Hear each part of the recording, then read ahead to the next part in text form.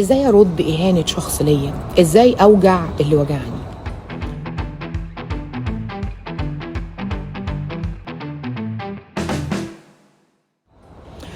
الاول انا عايزة اصلح فكرة معينة، ان انا احب حد واديه كل اللي اقدر عليه واعبر له عن مشاعري ويهملني او يخوني او ما يهتمش بيا، ده ابدا ابدا ملوش اي علاقة بالاهانة، ده له علاقة بكرم الشخص. انا النهارده لما احب حد واديله كل حبي وكل احتوائي وما يقدرش ده، يبقى مين اللي اتهان؟ هو اللي هان نفسه. انتي ما تهنتيش او انت ما تهنتش. لما تحب واحده وتديها الثقه وتخون الثقه، يبقى مين اللي اتهان؟ هي مش انت. الاهانه، الحب عمره ما كان فيه اهانه، ان انت تعبر عن مشاعرك وتحب من قلبك انت الصح. الطرف التاني لما يكفر بهذه النعمه يبقى هو اللي بيعرض نفسه للاهانه. اللي بيسرق مش بياخد فلوس من واحد وبيفتكر انه هو كده صايع، لكن الاهانه لمين؟ للي اتسرق ولا للي سرق؟ للي سرق. احيانا كتير جدا احنا بيختلط علينا الامور، احيانا كتير جدا ان احنا بنحط فكره الاهانه او الكرامه في الحب.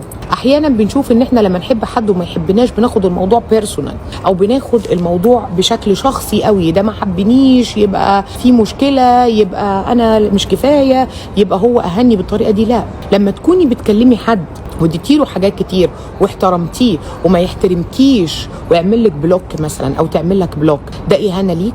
كل الناس فاهمها اهانه ليك، لا، هي اهانه للشخص التاني. عارف هي ليه اهانه للشخص التاني؟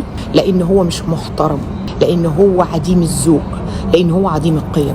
الشخص المحترم بيقدر اللي بيحبه حتى لو هو شخصيا ما عندوش مشاعر ناحيته.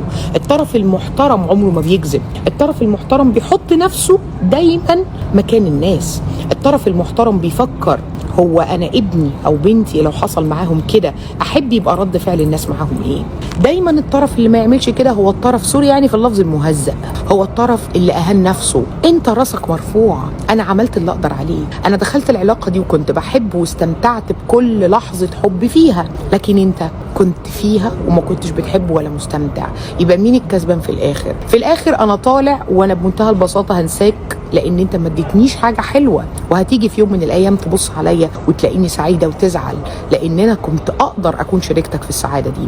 لكن اللي دايما بيحصل ايه؟ ان احنا بنشوف يا خراشي اتسابنا.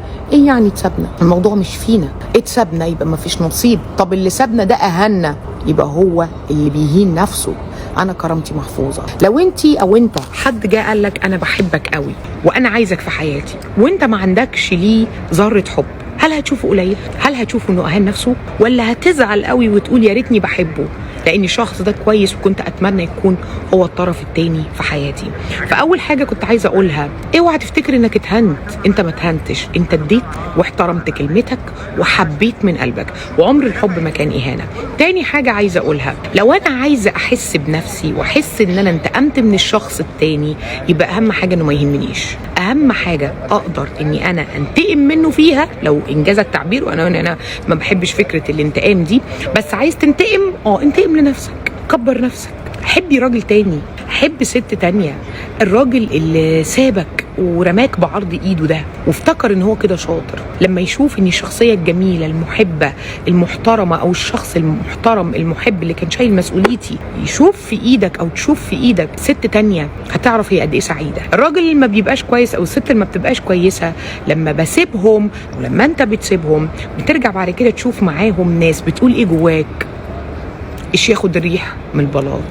لو كان في خير كان نفعنا انا، لكن انت كده كده نيله، فجت واحده غيري او جاء واحد غيري، انت كده كده في النهايه اللي معاكي مش هيبقى سعيد، او اللي معاك مش هتكون سعيده. فدايما ننسى، نشتغل على نفسنا، نحب تاني، ما نتعقدش. هي دي الحاجه اللي هنقدر ناخد بيها بطارنا. الشخص اللي قدامنا لما يشوف حد معانا هيقول ياه، انا عارف كويس قوي ان الشخص اللي معاه ده قد ايه مبسوط، عشان عارف ان الشخص ده بيعرف يبسط اللي معاه.